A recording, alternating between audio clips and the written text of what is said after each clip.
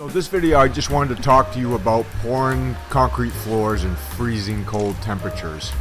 Now we have to do that a lot here in Maine, usually around the middle of November to March we have temperatures that are freezing cold. So about 4 months out of the year we're pouring in this stuff.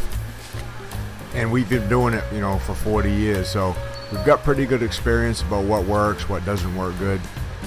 Now today on this floor, these people needed this floor done today, even though it's like 18 degrees out right now, Fahrenheit.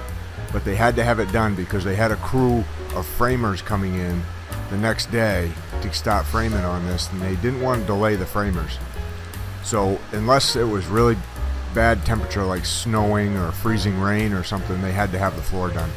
So that's why we're here today pouring this when it's 18 degrees out. It's about 6:30 in the morning. And the pumper guy here, luckily he got here real early for us so we could get it done and get it in.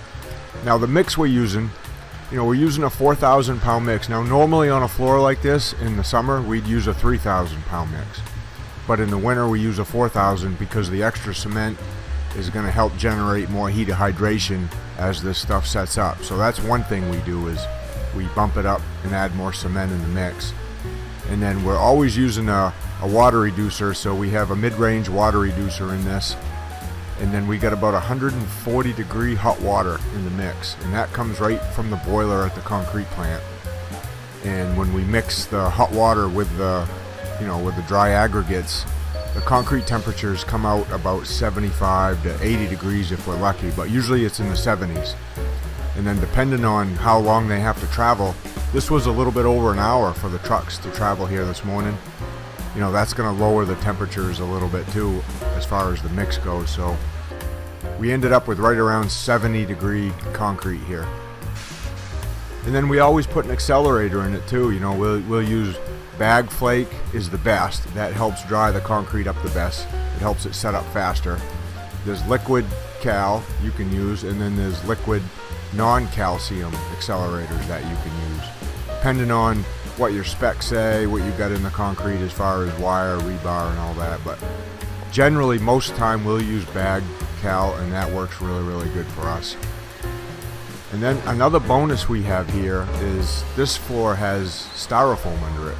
So what the styrofoam does for the concrete is it helps hold the heat in the concrete longer. So the concrete doesn't cool off that fast when you get it dumped out, to your 4 inches, 5 inches, or 6 inches thick. We're pouring a 4-inch floor here today. And then we've got some other areas, as you can see, that are really deep, that are for some type of load-bearing beam or something. But the styrofoam is the real key. If we were to pour this same floor today just on a dirt sub-base with, say, a poly vapor barrier, it wouldn't dry anywhere near as fast for us. We'd be here for hours and hours longer finishing this than we would if we're on styrofoam. So if you can pour something on styrofoam in the winter, that's gonna help your set times a lot. You can see Darren's filling up that really thick spot. But that's about it for the mix design. Just 4,000 hot water accelerator with a water reducer, and your concrete's gonna set up on you pretty good. The other thing we like is we like to have the general contractor cover the floor before we show up. So in the morning when we show up, we have to take the blankets off or the tarp off or something. That way, if it does do any type of precipitation the night before we get there, whether it's snow or sleet, freezing rain, that's not on your sub base.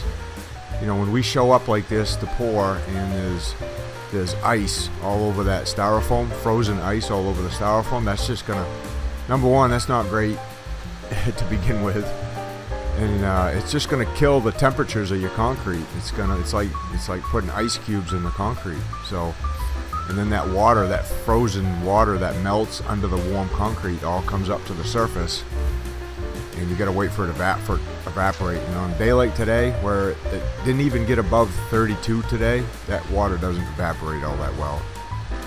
So you want a nice dry sub base. So have your general contractors cover it up before you show up, or if you're responsible for that, then figure out a way to cover it with something before you get there and keep it dry.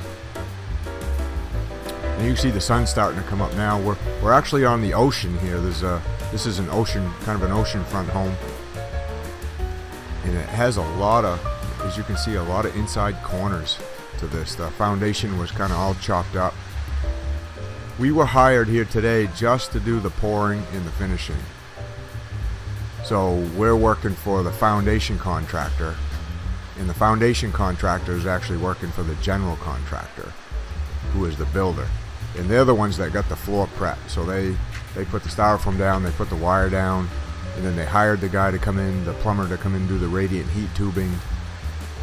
And then they put up the thermal break there on the wall, that little 4-inch piece of styrofoam on the wall for us. So when we showed up here today, we just had to set up our laser, shoot our grades. As you can see, I got some grade pins in there we're using today. I do have the laser set up too, you just can't see it. And then pour and finish the concrete.